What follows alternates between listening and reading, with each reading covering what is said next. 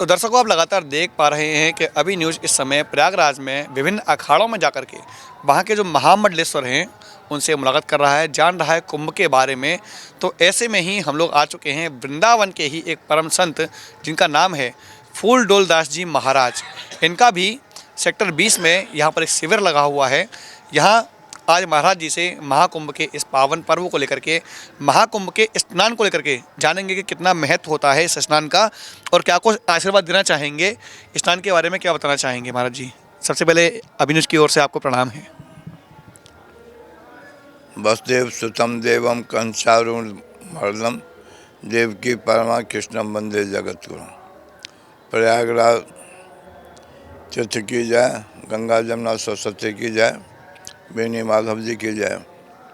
मैं पहले तो आप मथुरा वृंदावन के इसलिए मैं अभिनीत को आपको शुभकामना करता हूँ।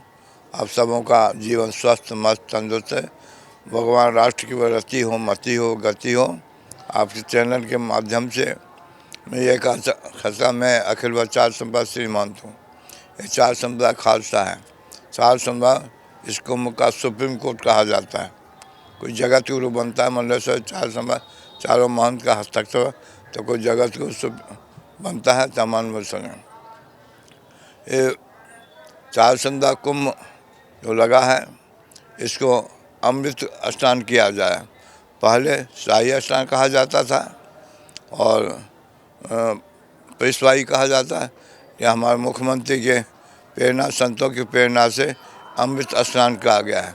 हमारे हिंदू संस्कृति अमृत का विशेष महत्व है। अमृत यहाँ गिरा था इसलिए अमृत स्नान के नाम से पर लोग नहीं जानते हैं, इसलिए शाही स्नान कहते हैं, लेकिन अमृत स्नान नहीं कहा गया है। इतिहास प्रथम बार मुसलमानों को शब्द को हटा के हिंदू संस्कृति का शब्द रखा गया। और हिंदू संस्कृति सनातन धर्म की अपनी विशेषता है। ये हमारे निर्मोही और विष्णु स्वामी के आचार्य हैं।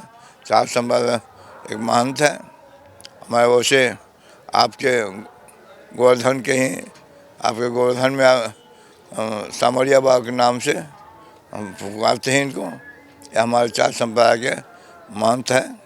राम लखन दास पूजनीय थे, उनकी गद्दी पर बैठे हैं। कुंभ जो है हमारे भारतीय संस्कृति का अमृत कुंभ कहा जाता है। तो समुद्र मंथन को अमृत निकला था। यह आज का परंपरा नहीं है, शुरू का परंपरा है।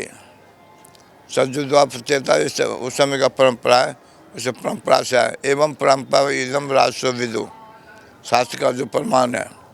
इसमें कलश की धर्मंत्री जी कलश लेके समुद्र से प्रकट हुए।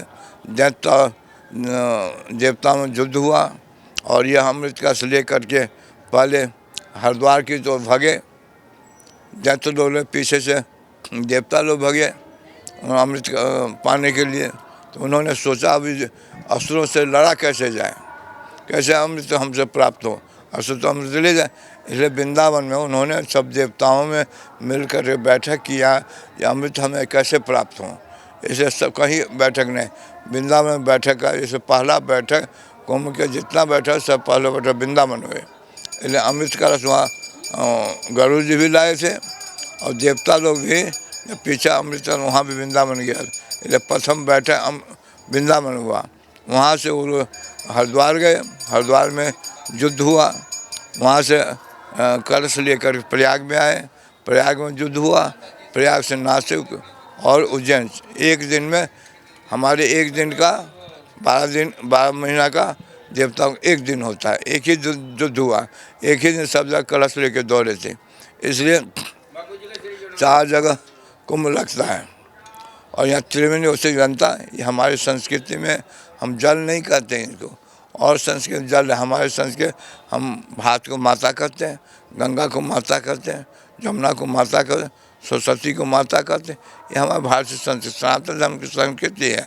हम पृथ्वी को माता कहते हैं, गौ को माता कहते हैं। ये हमारे भारतीय संस्कृति। इसे जीव भूत जैसा अभी जो हमारे योगी जी कहे, इस पर ध्यान देना चाहिए। जनताओं को मैं नवयुवकों से कहूँगा और समाज से कहूँगा, हिंदू संस्कृति वाले से अपने हिंदू की रक्षा करना है। तो योगी जी जो कहे, एक रहोगे तो नेक रहोगे। वृंदावन से उन्होंने शुरू किया था, एक रहोगे नेक रहोगे, बटोगे तो कटोगे। जैसे औरंगजेब ने हमारे धन लूटा, इज्जत सब लूटा और गले काटा कि नहीं। इसलिए इस समय संस्कृत एकता, हिंदुओं को सनातन एकता होनी चाहिए। ये हमारे भारतीय संघ किसी को निमंत्रण नहीं दे देता, किसी को बुलाया नहीं जाता, अपने आप सब प्रयाग में आ रहे हैं। ये भारतीय संघ अनेकता में एकता ही दिखने का आता है। विदेश सब आए हुए हैं, ये भारतीय संस्कृति है, इसलिए सब यहाँ आते हैं। ये गंगा जमुना की संस्कृति है। अभी जो कहा था इस पर ध्यान, जनता को ध्यान देना चाहिए, नब्जू को ध्यान। जो अभी वक्फ बोर्ड है, वक्फ बोर्ड बना है, कैसे वक्फ बोर्ड कृपा किया है तो ज़मीन दिया है। एक है वक्फ बोर्ड ने, ये तो भूमाफिया बोर्ड है। ये भूमि को अपना मना ले तो जहाँ झंडा गाड़ देते वक्फ बोर्ड के, भूमाफिया बोर्ड है। इसे सनातन धर्म को अपने संस्कृति की रक्षा करने, इसको प्रयागराज को होता है हमारी ज़मीन पर, वक्फ बोर्ड ज़मीन पर। उल्लू के पट्टा से पूछिए, न्यायपालिका से पूछिए, शासन से पूछिए। औरंगजेब आया, चाहे हुमायूं आया, बाबर लुटेरा था, लुटने के लिए। और इस जगह पर वक्फ बोर्ड कब से आया? हमारी संस्कृति ने समाप्त किया, हमारे इतिहास को उसने बदल दिया, हमारे संस्कृति सब समाप्त किए। इसलिए मैं तो ज़्यादा प्रयागराज में आए हैं।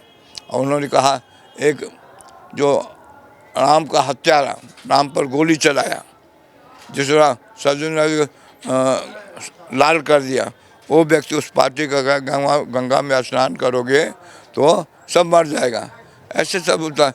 आज वो अखिलेश गया हरिद्वार में, यहाँ पास में लखनऊ है, यहाँ तो नहाने आया नहीं, और वहाँ जाए पाप धोने के लिए, वहाँ भी पाप गंगा में धोगा। ऐसे उल्लू के पट्टा के मैं बहुत संस्कृत पता नहीं, ऐसे सब उच्चारण करता है। तो राम को वो कहता है गंगा में जो स्नान का, कुंभ में स्नान का, वो मर जाएगा। ऐसा शब्द, ऐसे को ईंट का जवाब पत्थर से देना चाहिए।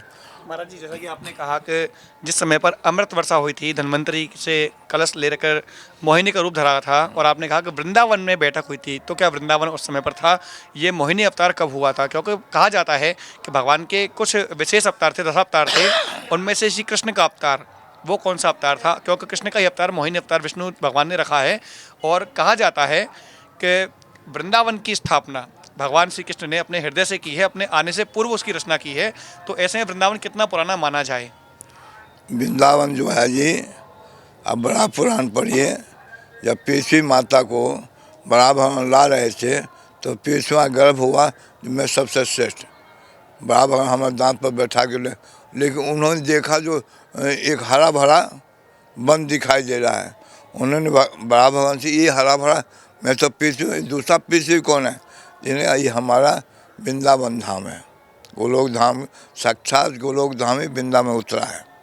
ये पृथ्वी से बड़ा भगवान के अनुसार बड़ा पुराण, ये पृथ्वी से ऊपर है, अलग है ये गोलोक। तो क्या ये कहा जाए कि जो पूर्व में कहावतें सुनते आए हैं कि 3 लोक से न्यारी मथुरा 3 लोक से अलग कही जाती है, वो वास्तव में पृथ्वी से अलग है?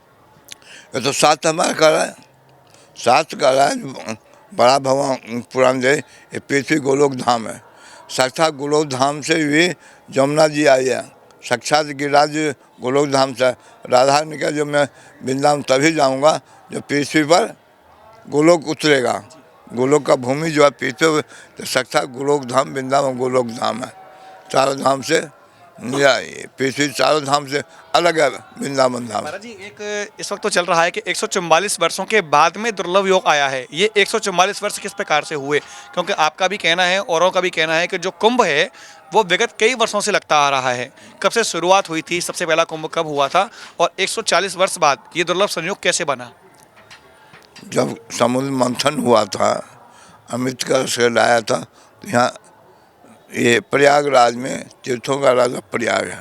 अब ये भी सुने होंगे, तीर्थ जब भगवान श्री कृष्ण जब 84 को परिक्रमा, ये भारत की परिक्रमा के लिए निकले थे, तो उनके माता पिता वृंदावन आए, ज्ञान गुजरी में आए।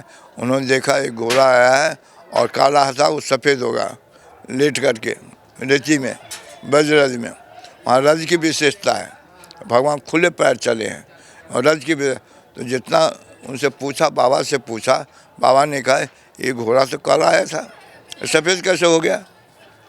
तो भगवान ने कहा, कन्हैया पूछा, इससे पूछ लो, उनसे तुम कौन हो भाई? तब तीसरा प्रयाग हूँ। जितने पाप है हमें धो देते हैं जनता, उस पाप को धोने के लिए मैं आता हूँ, या राज्य में लेट जाता हूँ, सब पाप धुल, मैं सफ़ेद और पवित्र होकर तब प्रयाग चला। ये हमारा यही काम था। ज़्यादा पाप हो जाता, ब्रज में आके लेट जाता हूँ, सब धुल जाता है। क्या आशीर्वाद देना चाहेंगे? आज कुंभ लगा हुआ है, शिविर में आपके हजारों लोग आ रहे हैं, श्रद्धालु आ रहे हैं दर्शन करने के लिए, पूरे देश से करोड़ों के लोग कुंभ में आ रहे हैं, क्या आशीर्वाद देना चाहेंगे सबके लिए? हम तो मुख्य आशीर्वाद देना चाहता हूँ, जनता करोड़ों, अनेकता में एकता है कुंभ का। कुंभ में हमारे भारतीय संस्कृति को जानने के लिए, इसको समझने के लिए आज के नवयुवक लड़कियां हों और चाहे बच्चे हों, उनको यही कि अपने संस्कृति को हम मातृदेव हो, पितृदेव हो, गुरुदेव हो के हम कहते हैं। इस समय संस्कृति की रक्षा के लिए नवयुवकों को अपने हिंदू संस्कृति को समझना चाहिए। महाराज जी, एक आखिरी सवाल, आपने भी देखा होगा जब आप बाहर की ओर निकलते होंगे तो तमाम साधु संत ऐसे हैं जो कि लोगों से पैसे मांग रहे हैं, उनको रोक रोक कर पैसे मांग रहे हैं, जबकि जितने भी वैष्णव अखाड़े हैं या नागा अखाड़े हैं उनमें पैसे मांगने की परंपरा नहीं है, और कहा जाता है कि कभी भी साधु संत पैसे नहीं मांगते हैं। क्या कहना चाहेंगे इस बारे में? देखिए जी, ये साधु है नहीं, हमारे चार संप्रदाय साधु होते पैसा नहीं मांगते हैं। एक गलत है ये, जो पैसा मांग, इसको शासन को है जो पैसे मांगते हो और गिरफ्तार के जेल के सलाखे में बंद कर देना चाहिए। हमारे साधु का भिक्षा में है, नकली है, साधु भेष बना करके वो इसमें आतंकवादी हो सकते हैं। कल आतंकवादी जो पकड़े गए अखाड़ा में, इस समय योगी मोदी सतर्क हैं। जो भीख मांग, मैं तो हमारे वृंदावन बहुत भीख मांगते हैं, राधा कुंड में है, गोवर्धन में, वृंदावन, मैं तो इसका विरोधी हूँ जी। ये लोग भीख मांगते हैं, संध्या में भीख मांगते हैं, दिन भर जाकर शराब पीते हैं, नशा करते हैं, जुआ खेलते हैं। इस भीख मांगने को भक्तों का प्रज्वलन बंद होना चाहिए। यहाँ तो बंद होना चाहिए, कहीं भी भिक्षा मांगना बंद कर देना चाहिए। लेकिन महाराज जी, एक अखाड़ों की ओर से भी एक सेना का गठन किया गया है जो कि बार बार जाकर के जो ऐसे लोग हैं उनको चिन्हित कर रही है, उनसे आधार कार्ड मांग रही है, उनके आई कार्ड मांग रहे हैं, उनसे जानकारी की जाए किस अखाड़े के हैं आप, किस संप्रदाय के हैं। तो किस प्रकार का ये जो बनाई गई है सेना, किस प्रकार से बनाई गई है? हमारे यहाँ तो जब पहले ये आधार कार्ड की जरूरत नहीं पड़ती थी। पहचान कैसे हो, वही मेरा प्रश्न था कि जब ऐसे लोग हैं जो कि लोगों से पैसे मांग रहे हैं, जो कि हो सकता है आपने ये बताया कि आतंकवादी भी कल पकड़े गए हैं, कैसे चिन्हित किया जाता है उन लोगों को संप्रदायों के माध्यम से, अखाड़ों के माध्यम से? देखो, हमारा संप्रदाय, भारतीय संस्कृति जो है पहले से पता था। देख करके आपने देखा ये ब्राह्मण है, क्षत्रिय है, वैश्य है, हिंदू है, तिलक देख करके, कंठी देख जगह पर भाई हिंदू है। अपनी संस्कृति अपने हम छोड़ दिए, कैसे पता लगेगा? हिंदू बन करके दाढ़ी ऐसे कर रहे, हमारे हिंदू है मुसलमान ईसाई पता नहीं लगे। हम अपने संस्कृति अपने छोड़ रहे हैं। अंग्रेज देखिए वृंदावन में, इस्कॉन में, भारतीय से हम लोग अपनी संस्कृति कैसे, ये तो पहचाना बड़ी मुश्किल है। कौन आतंकवाद को भिक्षा जो मांगते कभी साधु हो ही नहीं सकता है।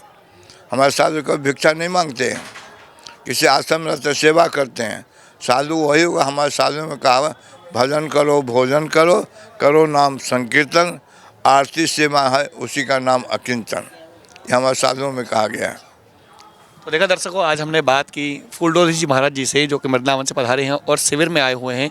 यहाँ पर उनका सेक्टर 20 में शिविर लगा हुआ है, 4 संप्रदाय के प्रमुखों में से आते हैं, और अभी इतनी बड़ी एक ज्ञान की बात बताई है कि यदि साधु होगा, सच्चा साधु होगा, साधक होगा, तो वो कभी पैसे नहीं मांगेगा। और साथ के साथ में उन्होंने मांग भी की है कि शासन को, प्रशासन को इस ओर ध्यान देना चाहिए कि जितने भी ऐसे लोग हैं जो सड़कों पर खड़े हुए हैं, किसी अखाड़े के सदस्य नहीं हैं, उन पर कठोर कार्रवाई की जाए। फिलहाल के लिए इतना ही। मैं अपने सहयोगी गौरव के साथ गोपाल चतुर्वेदी, अभी न्यूज़। आज ही लाएं अपनी मनपसंद Maruti Suzuki car Uma Motors Arena से और पाएं तुरंत फाइनेंस की सुविधा कम से कम ब्याज दर पर। साथ में आपकी पुरानी गाड़ी की सबसे ज्यादा एक्सचेंज कीमत पाएं ट्रू वैल्यू में। नंबर नोट करें 9997682222।